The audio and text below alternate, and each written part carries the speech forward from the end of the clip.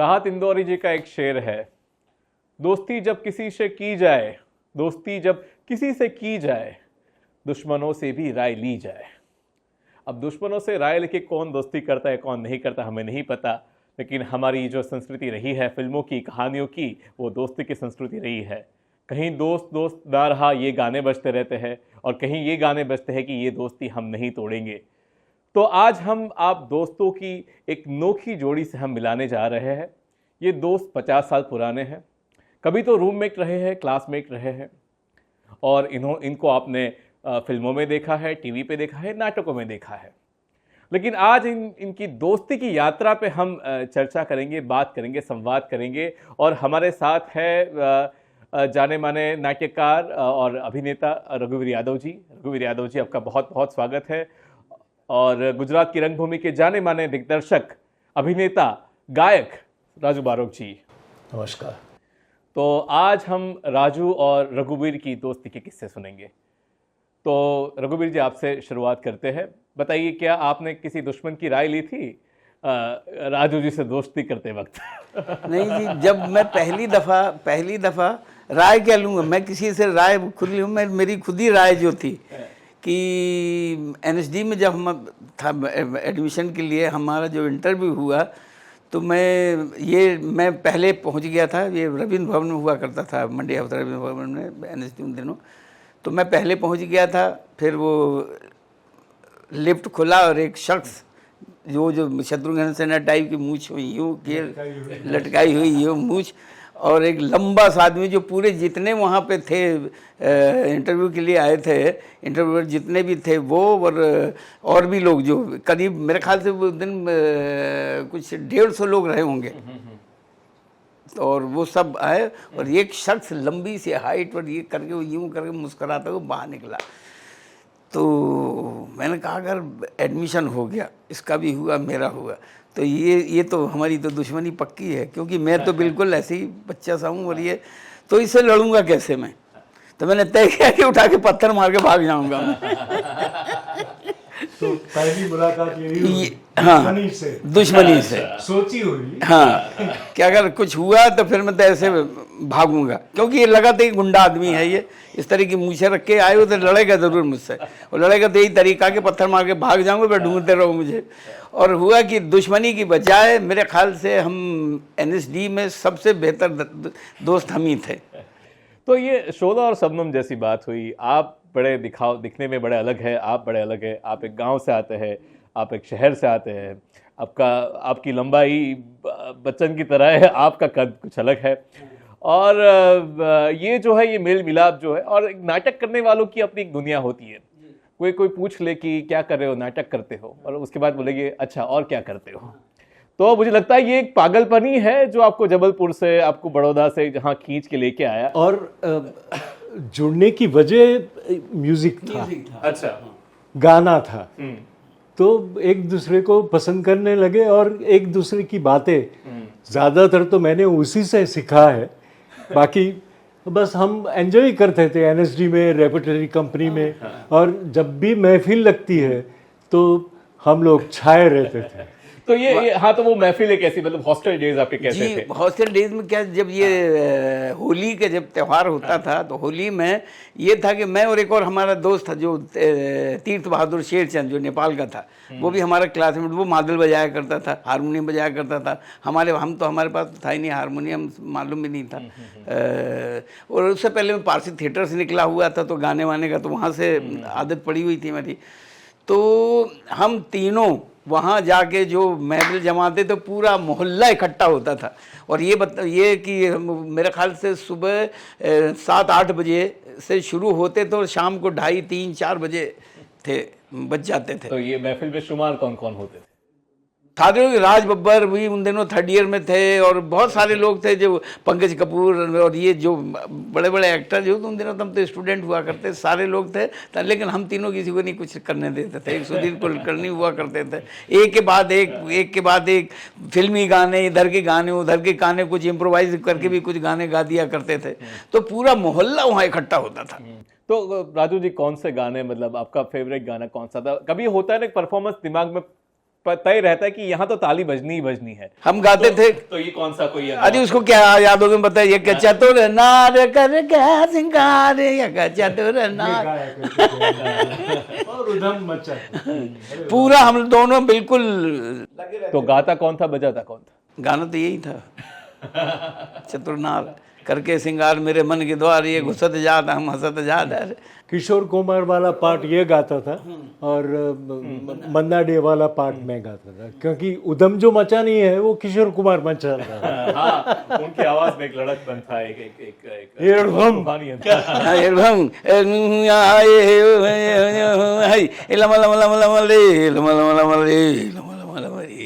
तो जैसे ये गाने हुए, लेकिन क्या कुछ गाने लिखने या फिर उसमें से कुछ ऐसा हुआ कि संगीत बना हो आपके बीच में, या फिर जैसे आपकी जोड़ी रही है, कोई बैठा और के ये यार धुन बड़ी अच्छी आ रही है, ये गाना बड़ा अच्छा आ रहा है, या फिर इसमें ये करेंगे? तो ये तो एक तो वहाँ एनएसडी में भी म्यूजिकल जो होते थे, जैसे लैला मजनू हुआ, एक हमारे यहाँ गिरिराज जी आए थे वहाँ से मथुरा से, तो वो थे, तो इसको मजनू बना दिया। अच्छा। हाँ, तो ये एक गाना तो मैं धुन बिगाड़ने में बड़ा मेरी मास्टरी थी। एक था उसमें कि क्यों मेरे लाल बिया बाह में पड़े। अच्छा, मुझे मजनू नहीं दिया तो मुझे बड़ा गुस्सा है, लेकिन मेरे दोस्त को मिल गया तो मुझे चलो खुश है। तो एक उसमें एक गाना था, क्यों मेरे लाल बिया बाह में पड़े रहते हो, ये था गाना उसका। और हाल बदतर किया तकलीफ तन पे सहते हो, तो ये था। और बाप और बेटे का, बाप एक ज्ञान शिवपुरी वो बनता था, ये मजनू बना हुआ था। तो मैं क्या करता था इनका गाना बिगाड़ने के लिए, अभी गाना ये है कि क्यों मेरे लाल बिया बाह में पड़े रहते हो, तो मैंने धुन चेंज कर दी, क्यों मेरे लाल बिया बाह में पड़े रहते हो, सितम है लगते जिगर ये भी नहीं जानू, ऐसे भूले के पिदर को भी ना पहचानू, क्यों मेरे लाल बियाबां में। इसके बाद ये गाने भूल जाए, वहाँ शो चल रहा, तो ये क्यों मेरे लाल, क्या नाम उसका, वो ज्ञान शिवपुरी, तो वो सी यहीं से शुरू की। तो क्या दर्शकों को अंदाजा आ जाता था कि कुछ गड़बड़ हुई है, या आपको संभालना पड़ता था? हम संभाल लेते, हाँ, लेकिन माथे पे हाथ चले जाते ही कलब के क्या धुन क्या है। इतना तो ये आपका लय और मिजाज ये इस तरह बस से ऐसी मजे करते रहते थे। और क्या दिल्ली में क्या आपकी, जैसे आप मंडी हाउस तो पास में था, और वो सर्कल मुझे लगता है जहाँ पे बीच में रिहर्सल्स होते हैं, और कहाँ, क्योंकि कनॉट प्लेस पास में था, हाँ, खाने पीने की जगह पास में थी। जी, तो खाने पे जब हम शुरू में थे, हमें 200 रुपये स्कॉलरशिप मिलती थी। अच्छा। 200 रुपये में से कोई 190 कट जाते, 10 रुपये बचते थे, उसी में हम महीना चलाना पड़ता था।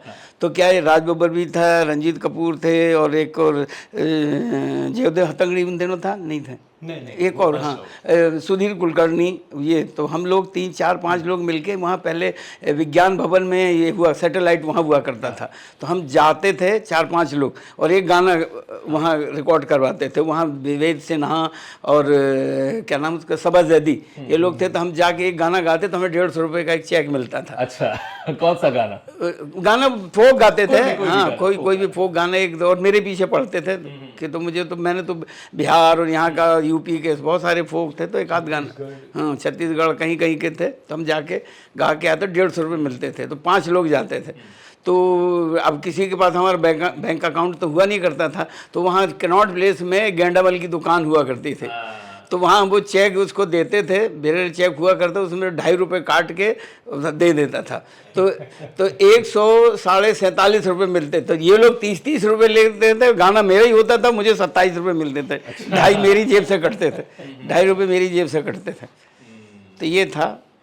अच्छा, और ये, और एक बड़ी, जब भी कोई रूममेट होता है ना, तो एक आपके अनकहे रूल्स होते हैं, माने आप जैसे बाथरूम यूज़ करना है, या ये सुबह उठने का टाइम, ये कह देते कि आप ये करना मत करना। तो जैसे राजू जी, ये कौन सी इनकी बात थी जो आपको पसंद? एक रूममेट की ऐसी बात तो होती, पसंद होती ही नहीं है। क्या हुआ तो कि स्कूल में थे तब तो खाना वाना पकाना तो मेस में होता, पर जब रेपेटरी में हम लोग थे तो हम फ्लैट शेयर करते थे। खाना पकाना तो मुझे आता नहीं था, ये बहुत अच्छी रसोई पकाता है। तो मेरे हिस्से में बर्तन साफ करना आता था। तो ये होता रहता था। और जब भी नया कोई प्ले रेपर्टरी में शुरू हुआ हो और हमारा कास्टिंग हो चुका हो या तो कास्टिंग होने वाला हो, हमारे दोनों के बीच में कोई डायलॉग नहीं होता था। अच्छा। खोए रहते थे उसी नाटक में, क्या करना है क्या नहीं। मेरे पास, मैं यहाँ से मोटरसाइकिल लेके गया था वहाँ, तो मोटरसाइकिल पर भी बात नहीं होती थी। अच्छा। गए रेपर्टरी में रिहर्सल किए वगैरह वगैरह, वापस आए, अपनी उसमें लगे रहते। ये खाना पका लेता, मैं खाना पक गया। उसके बाद एक दिन तो क्या हुआ, उसने राम रोटी बनाई थी, यानी एक मोटी सी, अच्छा अच्छा, जिसमें 4-5 रोटियां समा जाए। और दाल फ्राई मैंने बना ली थी। दाल फ्राई जैसा कुछ मैं बना सकता था। जैसे मैंने पतीला उठाया और हाथ से छिड़क गया, सारी दाल नीचे।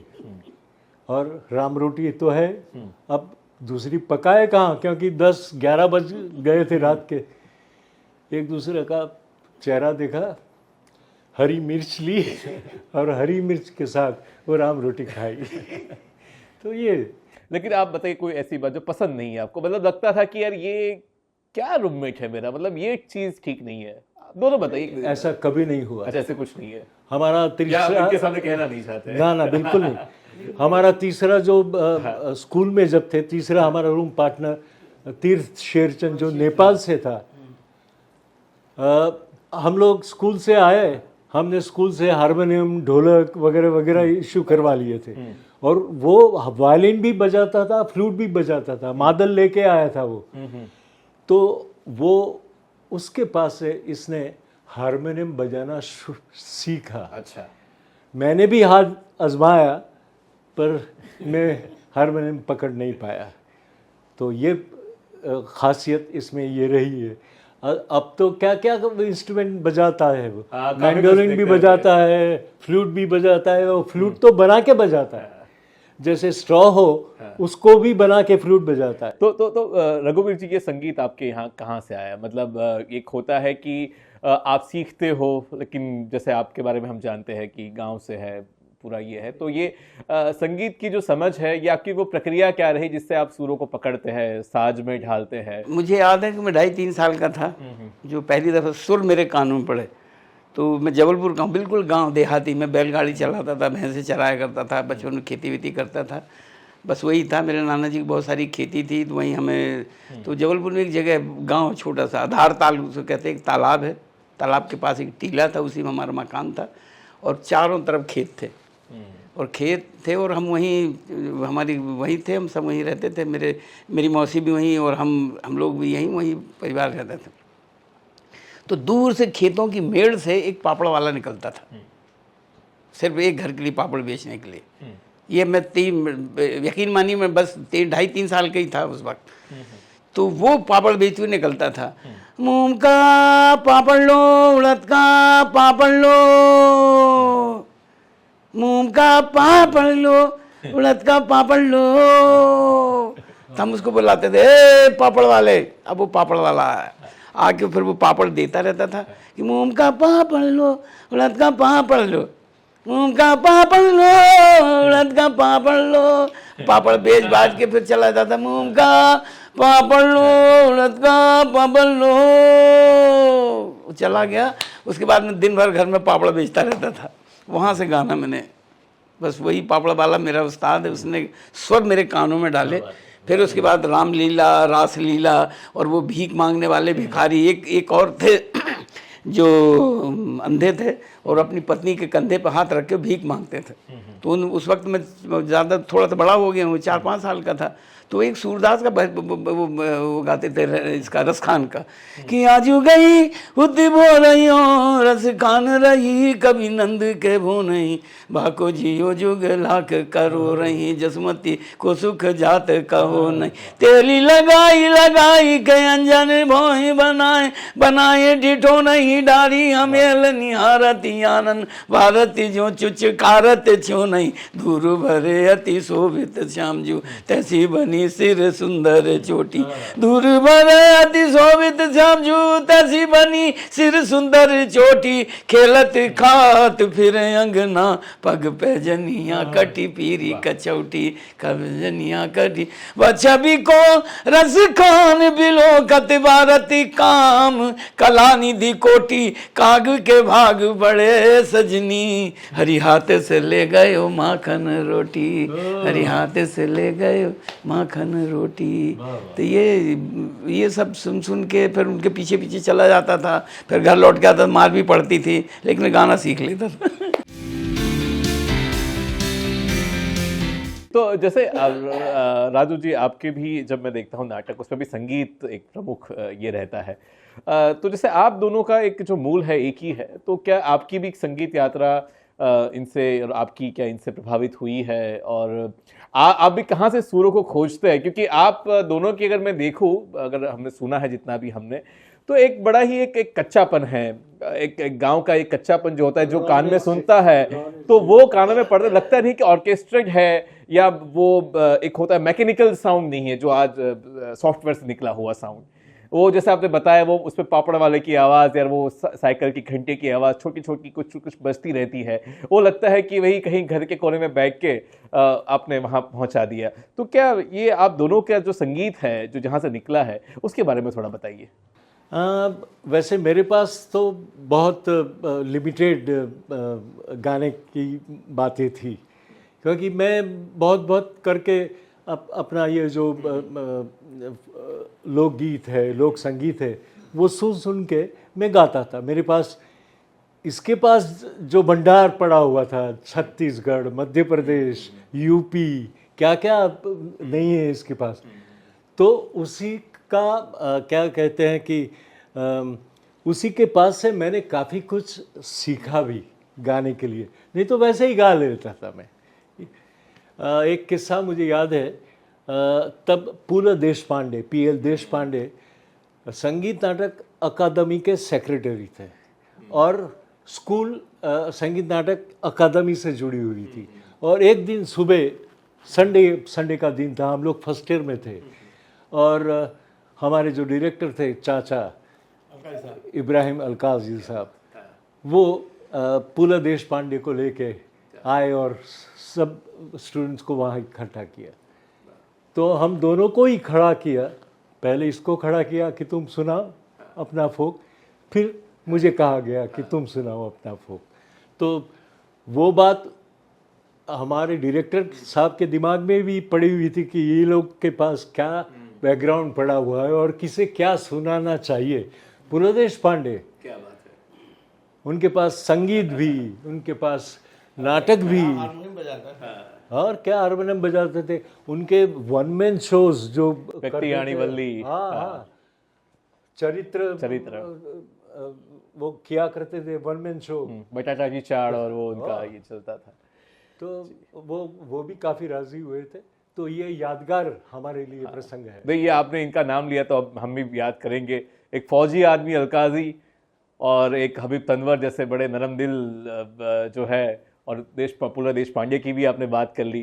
तो ज़रा बताइए, आपने इन महान लोगों के साथ काम किया जिनका नाम तो बस हमने सुना ही है और किससे सुने हैं। अब जब भी मंडी हाउस के आसपास आप जाते हैं तो पता है, लगता है कि इनके नाम, इनकी आत्मा, इनका जो व्यक्तित्व है वही वहाँ पे घूमता रहता है उनकी हवाओं में। तो बताइए, इनके साथ काम करने का अनुभव क्या था? क्या है कि अलकाई साहब हुए, हबीब तनवीर हुए, और जो भी है, तो थिएटर तो हमने सलीका ज़्यादा सीखा, ज़िंदगी जीने का सलीका, कि अपनी ज़िंदगी को क्या सलीका दे रहे हैं, चाहे वो म्यूज़िक हो, चाहे वो थिएटर हो, चाहे वो है। तो अगर आपको सलीके से बाखूबी अपनी ज़िंदगी निभानी तो सबसे बेहतर थिएटर है। मैं आज भी बच्चों से यही कहता हूँ कि अगर आपको अपनी ज़िंदगी सही मायने में जीना तो थिएटर में आ जाइए, क्योंकि थिएटर कहीं ये नहीं चाहता कि वक्त ज़ाया करिए, लेज़ी बने रहिए, ये करिए, तो ये थिएटर ही सिखाता है। तो अलकाई साहब का बस यही था, उनसे यही सीखा कि वक्त ज़ाया मत करो, 24 घंटे करते रहो। उसी का नतीजा है कि मैं हमेशा ही करता रहता हूँ। मेरी 5 बजे 5:30 बजे नींद अभी भी खुल जाती है और मैं कुछ कुछ करता रहता हूँ, चाहे म्यूज़िक में हो, चाहे कुछ हो, कुछ ना कुछ करता रहता हूँ। और दिन में सोने की आदत नहीं है मेरी, मैं दिन में सो नहीं पाता, बिकॉज ऑफ अलका जी। हम 24 घंटे में 22 घंटे काम करते थे। अच्छा। 22 घंटे काम, कहीं ड्राइंग, कहीं ये कहीं वो, मैं लगा ही रहता था। उसी का नतीजा है फिर हारमोनी भी सीख लिया, वो भी सीख लिया। जो भी सीखा क्या है, ये है कि अपनी आदतें डाल ली कि अगर आपको अपनी ज़िंदगी बाखूबी जीनी है, सिलसिलेवार जीनी है, ज़िंदगी का सलीका सीखना, तो ये सब करते रहिए। और म्यूज़िक एक ऐसा साथी है जो आपको कभी अकेला नहीं होने देता। आप कितनी मुसीबत, कितना भी कुछ भी आ जाए, आपको अकेला कभी नहीं होने दे। इसलिए हम कभी अकेले हुए ही नहीं। आप कर डालिए जो भी करना, हम अकेले हुए नहीं। अगर हमें आप तकलीफ़ दे देंगे तो तकलीफ़ों में हम चीज़ें निकाल लेंगे, और वो हमारे लिए एक भंडार है, हमारे एक वो है कि हमने रख लिया, अब ये कभी ना कभी काम आएगी। और हमेशा ऐसा हुआ है। फिर मैं जब उलट पलट के देखता हूँ तो कि को हमेशा कामयाबी के पीछे एक तकलीफ या कुछ भी एक तजुर्बा छुपा रहता, वो मैंने हमेशा संभाल के रखा। ये बचपन से ही आदत थी। तो जैसे ये आपने बताया, ये आपने जो सीखा है, तो जैसे आप पे एक मैनरिज्म है, आपकी एक्टिंग का एक मैनरिज्म है, आपका एक तरीका है, तो क्या ये आपकी एक्टिंग जो है, आप दोनों की अगर बात करें, वो पहले से ऐसी रही है या इंस्पायर्ड है, या आपने वो सलीका जिसकी बात करें, अगर आपको हम थोड़ा डिफाइन करना चाहे या उसको उसकी तह तक पहुंचना चाहिए, ये सलीका है क्या? क्योंकि आज हम एक्टर्स को देखते हैं तो अब सेट पे बहुत लेट आते हैं, वो कहते हैं इनका मूड नहीं है, या फिर ये कुछ कुछ जो फेमस हो जाते हैं, हम काफ़ी टीवी में हम सुनते हैं, फिल्मों में सुनते हैं इस तरह से। जैसे आज आपकी जो पीढ़ी रही है, या आज भी रहते होंगे ऐसे एक्टर्स, तो ये जो सलीका है वो क्या है, क्या आपने सीखा? अलकाजी साहब का जो सलीका था, वो ये था कि आप जो कुछ भी है, आप आए हैं स्कूल में तो उसको मिटा दीजिए, तोड़ फोड़ दीजिए, आप यहाँ से कुछ नया लेके निकलिए। नहीं तो यहाँ आने का मतलब क्या है? एनएसडी में आने का मतलब क्या है? आप जो करते आए हो वही करते रहोगे यहाँ पर। उसको भूल जाओ, अपने आप को चकनाचूर कर दो और कुछ नई चीज़ लेके जाओ। यानी आपको वो नयापन सिखाते थे। तो जो पहले का राजू बारोट था, वो एनएसडी के बाद नहीं रहा। वो बिल्कुल नए तरीके से अपने रोल को या तो अपने नाटक को दिग्दर्शन में अपनाएगा, वो कि कुछ नई चीज़ लाए। और बात ये भी है कि आज जो बात मैंने सीखी, या तो आज जो बात मैंने नाटक में की, वो पत्थर की लकीर नहीं है। कल जाके उसको और ज़्यादा इम्प्रूव करना है, या तो दूसरा इंटरप्रिटेशन उसमें लगाना है।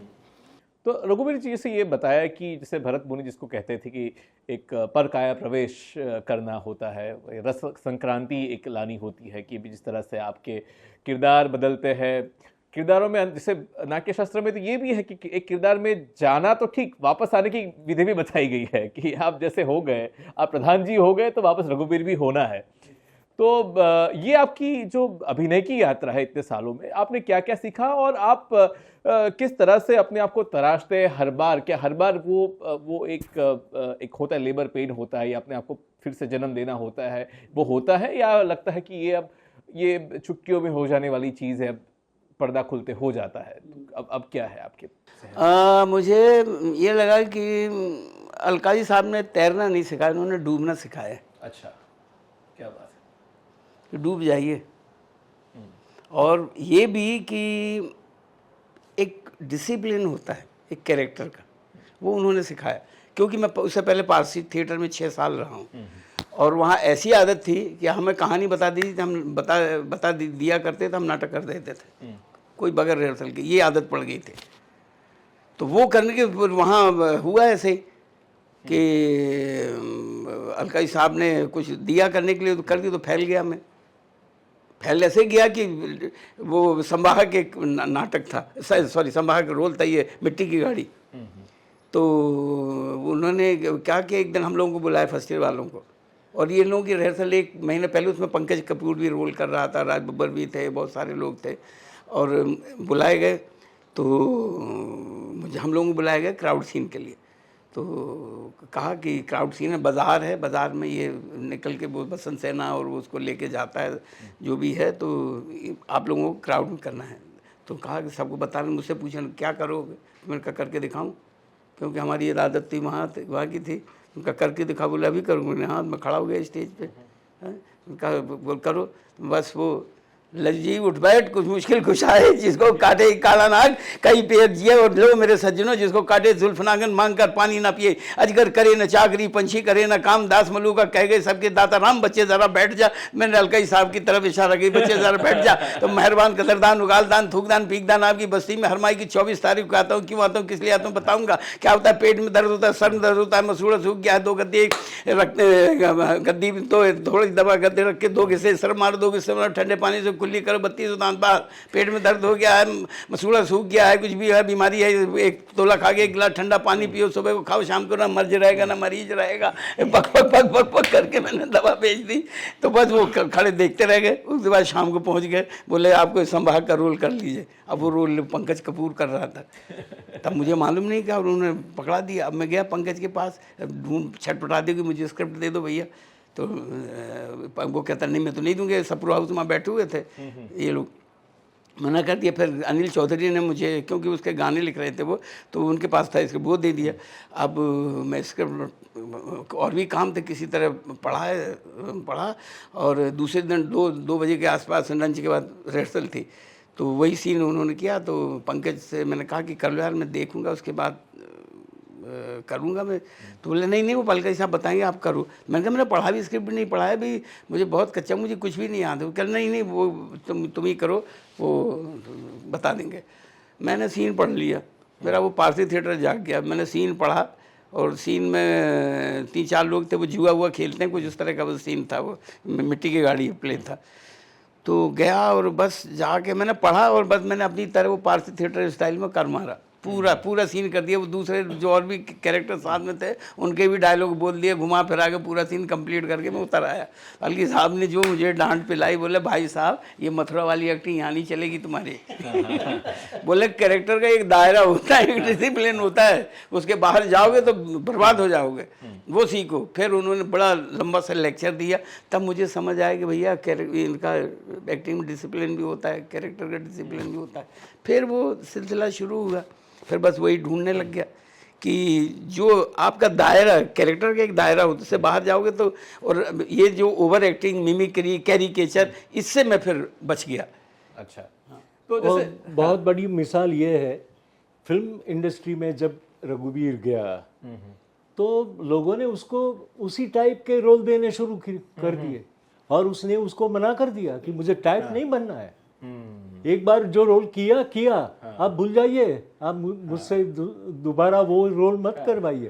और इंडस्ट्री तो ऐसी है, जिसको सक्सेस कहाँ से मिली उसी को पकड़ के एनकेज करते हैं, पकड़ देते। जिंदगी काफे अंतर्गत रघुवीर यादव અને રાજુ બારોટ સાથેના સંવાદનો બીજો ભાગ નિહાળો આવતા શનિવારે બપોરે 2 કલાકે માત્ર ડીડી ગિરનાર અને ડીડી ન્યૂઝ ગુજરાતીની યુટ્યુબ ચેનલ ઉપર. જોવાનું ભૂલશો નહીં આ ખાસ કાર્યક્રમ.